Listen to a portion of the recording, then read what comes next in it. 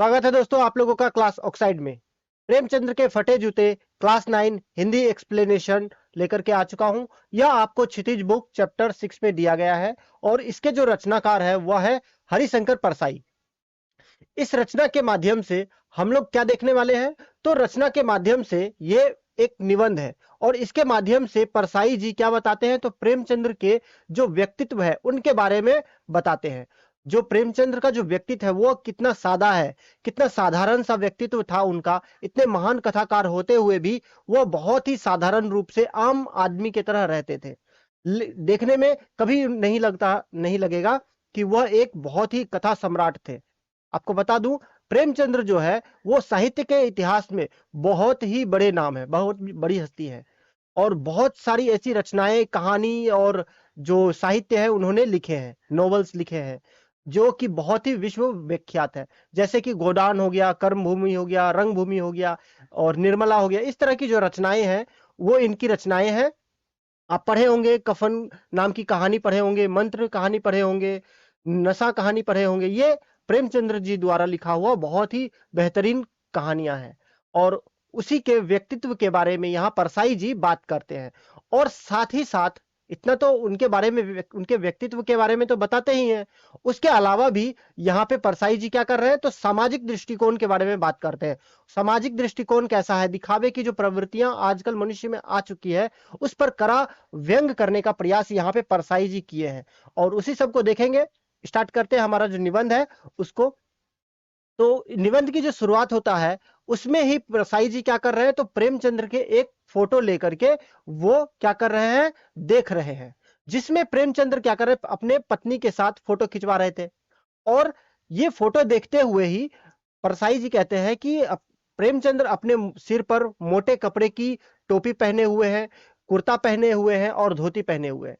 ये उनका जो पहनावा है, पोशाक है, उसके बारे में वर्णन करते हुए कहते हैं कि उनका जो गाल है वो हड्डियां उसमें उभर आई है, जो कनपट्टी है वो चिपकी हुई है, घनी मूछें हैं चेहरे पर, भरी भरी नजर आती है और कपड़े के एक जूते पहने हुए हैं। दाहिने पांव के जूते तो ठीक है, लेकिन बाएं पांव के जो जूते हैं वो फट चुका है और उसमें छिद्र हो चुका है, जिससे उंगलियां जो है बाहर आ रही है, बाहर नजर आ रही है। ये उनके व्यक्तित्व के, उनके जो पोशाक है उनके बारे में बात करते हैं यहाँ पर साई जी और बताते हैं कि किस तरह से प्रेमचंद्र जो है निर्धन देखने में प्रतीत हो रहे हैं, दिख रहा है कि बहुत ही निर्धन है। ऐसे में उनकी जो दृष्टि है वो जो उनके जूतों पर टिक जाती है, प्रेमचंद्र के जूतों पर टिक जाती है। क्यों? क्योंकि जूता जो है, बाएं पांव का जूता, वो तो फटा हुआ था इस वजह से। और देखते हुए सोच में पड़ जाते हैं परसाई जी कि अगर फोटो खिंचाने के लिए यह पोशाक है तो पहनने की कैसी होगी, क्योंकि दिखने में इतने बड़े से कथा सम्राट है और दिखने में वो उनका पहनावा जो है बहुत ही साधारण है। अब साधारण है तो किसी के भी मन में आएगा कि अगर फोटो खिंचाने के लिए ऐसा पोशाक, अगर ये पोशाक है तो इससे भी खराब हो सकता है क्या आम जिंदगी में। क्योंकि हम लोग क्या करते हैं, कभी फोटो खिंचाने के लिए कोई अच्छा मौका आया है तो हम लोग क्या करते हैं, अच्छे कपड़े पहन लेते हैं। तो आम लोगों की तरह प्रेमचंद्र ऐसे नहीं थे। वे सोचते हैं कि नहीं, प्रेमचंद्र क्या है, अलग पोशाकें नहीं होंगी। क्यों नहीं होगी? क्योंकि वो दिखावा पसंद नहीं करते थे और इस वजह से उनका जो पोशाक होगा एक ही होगा। उनको अलग अलग पोशाक रखने की जो आदत है वो नहीं थी, क्योंकि परसाई जी उनके व्यक्तित्व के बारे में बहुत अच्छी तरह से जानते थे, भली भांति समझते थे। अगर आपको भी जानना है प्रेमचंद्र के व्यक्तित्व के बारे में, उनके बारे में अगर जानना है, तो उनकी एक जीवनी है कलम के सिपाही, आप उसके जरूर पढ़ सकते हैं। और उनका जो कलम के सिपाही जो जीवनी है, उनके ही जो बेटे हैं अमृत राय जी, वही लिखे हैं। और उसमें कहा भी गया है कि यह काम जो है बहुत कठिन हो जाता है जब उसकी जीवनी जो है उनके खुद के बेटे लिख रहे हो। तो ये आप पढ़ोगे, बहुत ही पसंद आएगी आप लोगों को। आगे रचना में बताते हैं, निबंध में परसाई जी क्या करते हैं, चेहरे पर देखते हैं। पहले तो पांव पे उसकी दृष्टि टिक गई थी, अब वो क्या कर रहे हैं, उनके चेहरे पर देख रहे हैं। चेहरे पर जब देख रहा है तो उनके चेहरे पर क्या है, एक अजीब सी मुस्कान है और देखते हुए बोल रहे हैं कि क्या प्रेमचंद्र जी को मालूम नहीं है कि उनका जूता फटा हुआ है? क्यों? आखिर वो कैसे ऐसा क्यों पूछ रहे हैं? क्योंकि उनके चेहरे पर एक जो अजीब सी मुस्कान थी, एक आत्मविश्वास था, उन्हें देख करके उनको शंका होने लगता है कि क्या प्रेमचंद्र जी को शायद मालूम नहीं होगा कि उनका जूता फट गया है, इसीलिए उनके चेहरे पर इतना अच्छा मुस्कान है। आम आम तौर पर क्या होता है कि कभी आप अगर कुछ अनकंफर्टेबल फील कर रहे हो, ऐसे में आपको संकोच होगी या लज्जा होगी। और वहां तो प्रेमचंद्र जी के इतना अच्छा मौका था, जब वो फोटो खिंचवा रहे थे तो उस समय उनका जूता जो है वो फटा हुआ नजर आ रहा था। तो आम लोग अगर होगा तो उसमें संकोच आएगी या लज्जा आएगी, थोड़ा सा अनकंफर्टेबल फील करेंगे। लेकिन वहां प्रेमचंद्र जी जो है वो एकदम आत्मविश्वास के साथ बेप्रवाही के साथ फोटो खिंचवा रहे थे, जिसे देख करके जो परसाई जी हैं वो क्या हो रहे, थोड़ा कंफ्यूज हो गए। तो उसके मन में प्रश्न आ गया कि शायद प्रेमचंद्र जी को पता नहीं होगा कि उनका जूता जो है फट चुका है। ये सोचते हुए फिर कहते हैं नहीं, ऐसा नहीं होगा। क्यों? प्रेमचंद्र जो है उनके अंदर आत्मविश्वास है। ये मुस्कान जो है वो उपहास कर रहे होंगे या व्यंग कर रहे होंगे कि देखो मेरे अंदर वो जो है वो रवैया मेरे अंदर नहीं है, या वो संकोच मेरे अंदर नहीं है, या दिखावे की जो प्रवृत्ति है वो मेरे अंदर नहीं है। ये बताते हुए समाज पर क्या कर रहे हैं, व्यंग करने की कोशिश कर रहे होंगे। ये बताते हैं परसाई जी। और फिर आगे कहते हैं, खुद तो फटे जूते पहनने फोटो खिंचा रहे हैं पर किसी पर हंस भी रहे हैं। या हो सकता है कि हमें दिखाने का प्रयास कर रहे हो, समाज को दिखाने का प्रयास कर रहे हो कि हम एक बार संकोच कर लेते हैं, लेकिन प्रेमचंद्र जी यहाँ पे संकोच नहीं करते हैं, ये बताने का भी प्रयास करते हैं। और फिर कहते हैं कि हो सकता अगर उनके पास क्या करना चाहिए था, ये फोटो खिंचाना जरूरी था क्या? अगर फोटो ही खिंचाना था तो ठीक जूते पहन लेते। अगर अगर वो फोटो ना खिंचाते तो भी कुछ बिगड़ता था नहीं। लेकिन उन्होंने फोटो क्यों खिंचाया?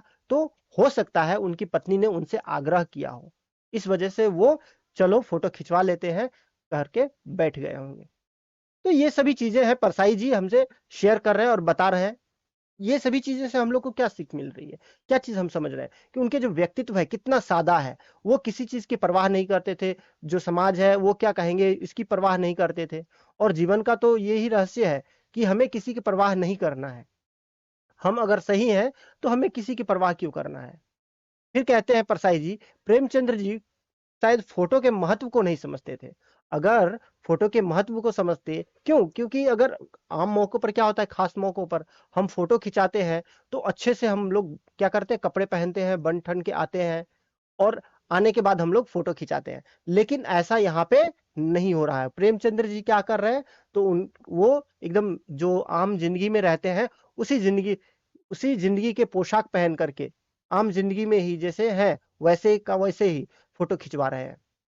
और इसीलिए यहाँ पे परसाई जी कह रहे हैं कि हो सकता है प्रेमचंद्र जी फोटो का महत्व नहीं समझते होंगे, इसीलिए। क्योंकि आम लोग क्या करते हैं, तो आम लोग तो इत्र चुपर करके यानी कि परफ्यूम लगा लेंगे, तब जाकर के फोटो खिंचाते हैं, ताकि हो सके उसके फोटो से खुशबू आ जाए। आम जिंदगी में क्या असल में ऐसा हो रहा है? बिल्कुल नहीं होता, खुशबू तो आती नहीं है। लेकिन फिर भी वो क्या करेंगे, फोटो खिंचाना है तो इत्र छिड़क लेंगे, परफ्यूम छिड़क लेंगे, तब जाकर के फोटो खिंचाएंगे। तो ये सभी जो व्यंग है यहाँ पे बताने का, परसाई जी कहते हैं कि खुशबू तो आएगी नहीं, लेकिन दिखावे के लिए हम लोग क्या करते हैं, खूब खर्चा करते हैं, दिखावा करते हैं। फिर कहते हैं कि जूता जो है हमेशा टोपी से कीमती रहा हो।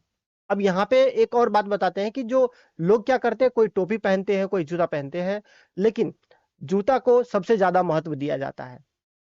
और जूता इसी वजह से क्या हो रहा है, कीमती भी रहता है टोपी से।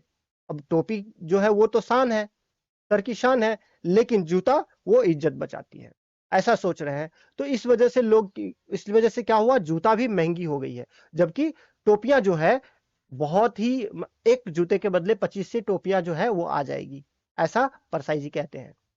इस वजह से शायद प्रेमचंद्र जी जूते और जो टोपी का मूल्य नहीं समझते होंगे। इस वजह से कहते हैं कि यहाँ प्रेमचंद्र जी फोटो का भी महत्व नहीं समझते हैं, फोटो कैसे खिंचाना चाहिए उन्हें ज्ञान नहीं होगा फोटो खिंचाने का, या वो नहीं चाहते हैं कि फोटो कैसे खिंचाया जाए, जैसे का तैसे आकर के फोटो खिंचा रहे हैं। और फिर उनके मन में प्रश्न आता है कि एक महान कथाकार होते हुए भी, उपन्यासकार होते हुए भी, क्या उनके पास इतने पैसे नहीं थे कि वो जूते खरीद लेंगे? अगर जूते खरीद लेते तो उन्हें फटे जूते पहनने का जो है, ये फोटो खिंचाने के लिए उन्हें आदत नहीं होता, या वो फोटो नहीं खिंचाते।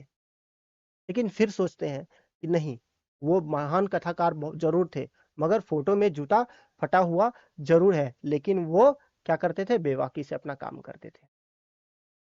फिर खुद के ऊपर लेते हैं, मेरा जूता भी तो फटा हुआ है, अच्छा नहीं है। यो ऊपर से दिखने में भले ही अच्छी लगे, यहाँ परसाई जी की भी जूते जो है वो ऊपर से देखने में बहुत चमकदार और अच्छा लग रहा था, लेकिन फिर भी अंगूठे के नीचे का जो तला है वो फट गया था, फटा हुआ था, और जिससे घिस करके चलने से उनको भी दर्द हो रहा था। रगड़ रगड़ के चलने से क्या हो रहा, लहूलुहान हो गया था उनका अंगूठा भी। लेकिन फिर भी वो प्रेमचंद्र की उंगली तो देखते हैं और बताते हैं कि नहीं, प्रेमचंद्र की जो उंगली है वो दिखती है पर पांव सुरक्षित है, लेकिन मेरी जो उंगली है वो ढकी हुई है पर पंजा घिसा हुआ है, नीचे से घिस गया है, लहूलुहान हो गया है। यह बताने का प्रयास यह करते हैं कि अगर हम दिखावे में जाते हैं तो हमारा अंदर आंतरिक रूप से क्या हो रहा है, खुद का नुकसान हो रहा है। लेकिन अगर हम दिखावा दिखावा नहीं करते हैं तो ऐसे में क्या होगा, हम सुरक्षित तो रहेंगे, भले ही दुनिया हम पे हंसे या हमें उस तरह की जो दिखावे की जिंदगी है वो देखने को ना मिले, लेकिन क्या होगा कि हम अपने आप को सुरक्षित रख पाएंगे। फिर कहते हैं कि क्या प्रेमचंद्र जी पर्दे का महत्व भी नहीं समझते हैं?